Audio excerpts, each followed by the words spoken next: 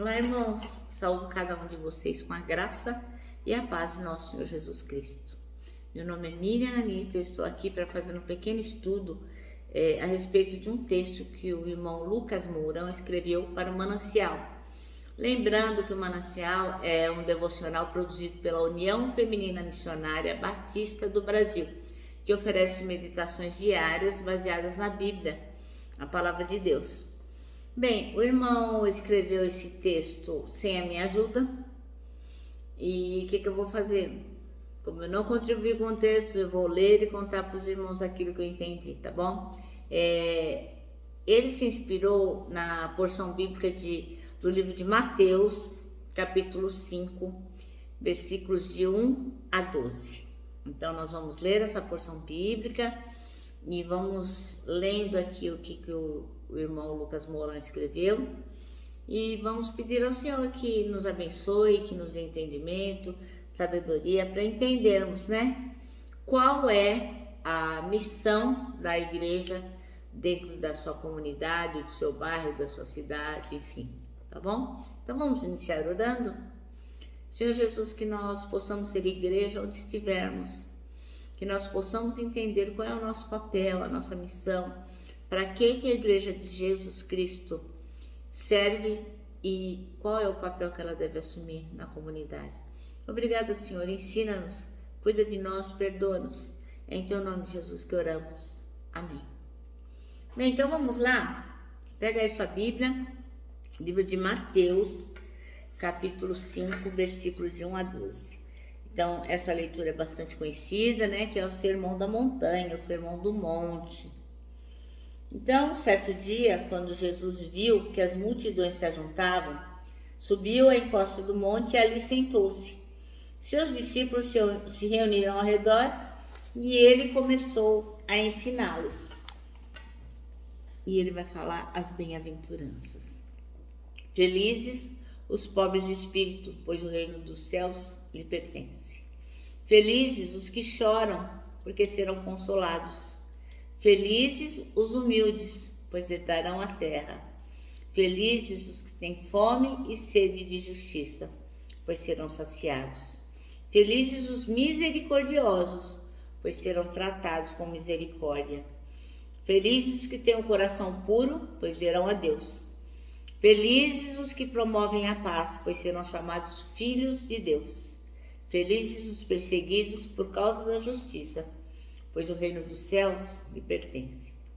Felizes são vocês quando, por minha causa, sofrerem zombaria e perseguição, e quando outros, mentindo, disseram todo tipo de maldade a seu respeito.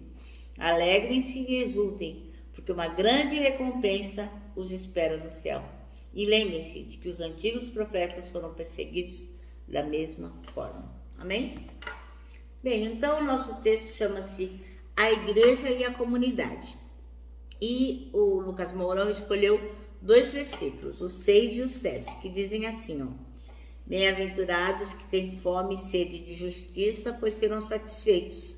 Bem-aventurados misericordiosos, pois obterão misericórdia.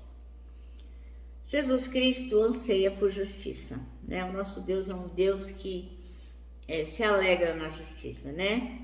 E o cristão deve querer o que Jesus quer, né?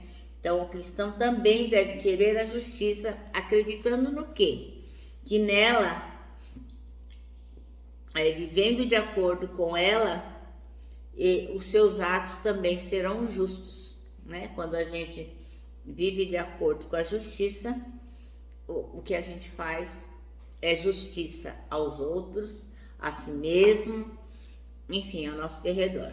Bom, um crente consciente dos seus direitos identifica e apoia causas justas. Então, o crente, o cristão, aquele que disse que segue a Jesus Cristo, não tem que ser Maria vai com as outras. Vou fazendo aí loucamente porque tá na moda, porque tá na internet, porque todo mundo tá comentando. Não. Ele tem que olhar, entender, compreender o que está acontecendo e apoiar se aquela causa for realmente justa. Porque, além de ser cristão, ele também tem direitos e deveres como um cidadão.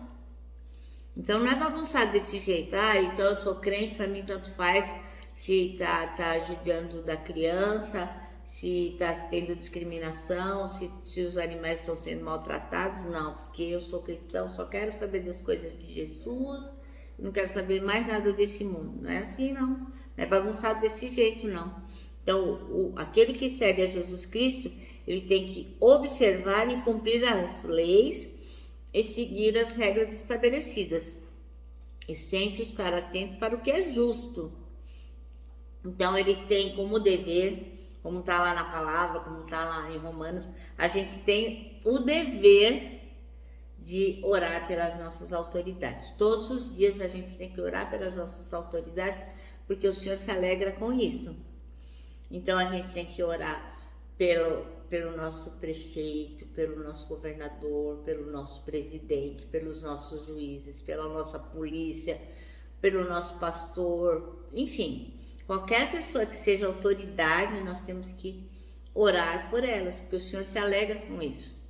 Mas, olha, o fato de você orar pela autoridade do seu país, do seu estado, da sua cidade, não quer dizer que você concorde com as atrocidades que ela faça. Não quer dizer isso, não. Você tem que ser crítico, perceber aquilo que está sendo justo e apoiar o que é justo. Entendeu? Então, o nosso dever não é ficar falando mal dos outros por falar, criticar por criticar. Não, nós temos que buscar o que é justo, mas sempre orar por aquele que está numa posição de autoridade, mesmo que a gente não concorde com ele. Então, aqui está dizendo no texto que o bom cristão, aquele que segue a Jesus, ele sempre pratica boas obras. Fazendo o quê? Demonstrando o seu amor ao próximo. Então, o amor ao próximo não é assim, sabe? Tipo, eu te amo e que se dane. Não, amor ao próximo é ação. É o tempo todo você fazer com que a pessoa perceba que Jesus está em você.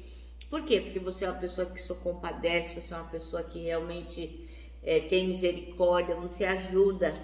Então, isso tudo tem que ser feito através de quê? De oração e de ações. Então, você sempre vai procurar auxiliar um necessitado, aquela pessoa. E quando eu digo necessitado aqui, não é só aquele que pede uma esmola na rua. Às vezes é um colega seu de trabalho, às vezes é como você olha para a pessoa que trabalha na sua casa, que limpa a sua casa.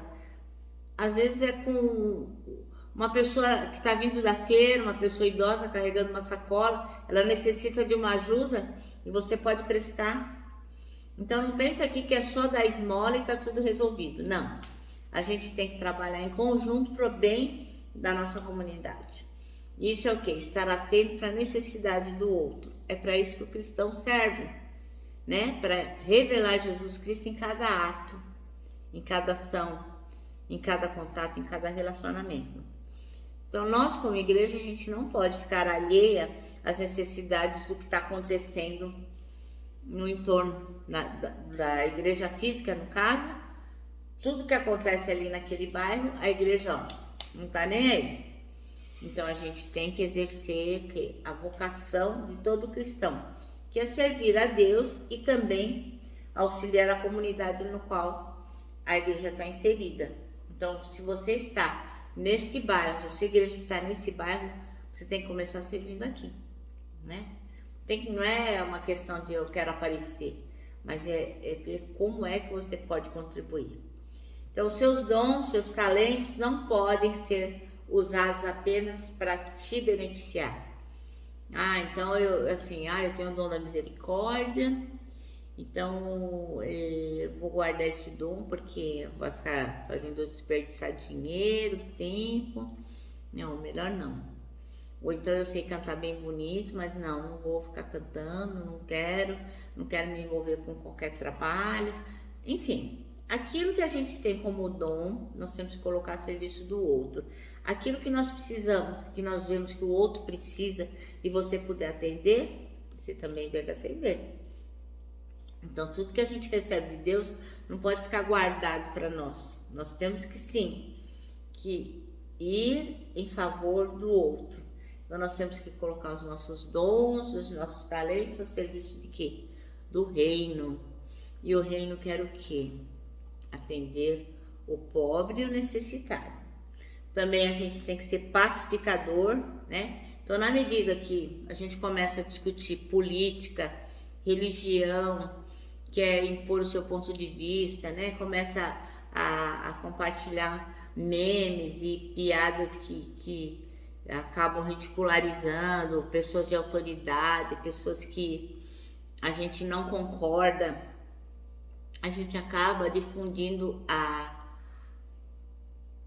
guerra, digamos assim, né? A gente acaba difundindo a falta de paz, a gente acaba sendo uma pessoa bélica, né? Porque, eu falo mal de tal político, a pessoa responde, e aí, em vez da gente fazer o bem para o outro, a gente vai causando mal-estar, uma irritação, e acaba tendo um constrangimento, muitas pessoas ficam de mal, saem do grupo, e aí você perde a oportunidade de servir aquele, porque você quer impor a sua opinião. Então, nós como cristãos devemos ser respeitosos. A igreja deve servir a comunidade de forma respeitosa, independente do seu partido político, da sua religião, dos seus gostos pessoais, independente da sua raça, do seu sexo, independente de qualquer coisa, a sua orientação sexual, tanto faz. O que você tem que fazer o seu melhor, porque é isso que Jesus Cristo fala. Nós temos que amar o outro, não importa quem ele seja. Nós temos que servir o outro, não importa qual seja a necessidade. Se nós temos condição de servir o outro, nós devemos fazer. A gente não pode fechar os olhos para a necessidade do alheio. Então, a gente tem que ser pacificador, promover a paz, promover um ambiente propício e amigável, que dê condições para você pregar o evangelho. É isso que nós temos que fazer. Porque na medida que você faz o bem, que você é pacificador, que você não fica se metendo em vãs discussões, que você não fica querendo ter mais razão do que ser feliz, as pessoas começam a enxergar você como uma pessoa boa. Fala, nossa, que bacana que é aquela pessoa lá, sempre disposta, sempre disponível, sempre a fim de ajudar. E aí o que acontece? As pessoas passam a ter uma disposição, uma disponibilidade pessoal para ouvir o que você tem para dizer. Então, neste momento, aí sim, você consegue pregar o evangelho de forma eficaz. Porque senão, meu irmão, se você está sempre mal-humorado, discutindo política, religião, porque você sempre tem razão, não ajuda ninguém, não faz nada que preste, aí você vem falar de Jesus, me poupe, né? Não é assim que funciona, não. Não é bagunçado desse jeito, não. Então, irmãos, nós temos que nos lembrar que a gente é bem-aventurado, é feliz se a gente tiver fome e sede de justiça, porque o Senhor vai saciar a nossa fome e a nossa sede de justiça. Amém? Nosso manancial termina assim, ó. Devemos criar ambientes que propiciem o anúncio do Evangelho. Prefira construir pontes em vez de muros. É isso aí. Pontes em vez de muros. Eu me despeço aqui, ó, com o meu abraço de urso, um abraço muito fraternal, lembrando que tanta coisa cabe num abraço, parece um laço. Quero também que os irmãos saibam que nós nos comprometemos que em 2022 a gente ia crer o tempo todo que os que esperam no Senhor, ó, terão as suas forças renovadas. E lógico, servirão a comunidade e criarão pontes em vez de muros. Amém? Eu me despeço com a minha palavra de ordem, que é gratidão.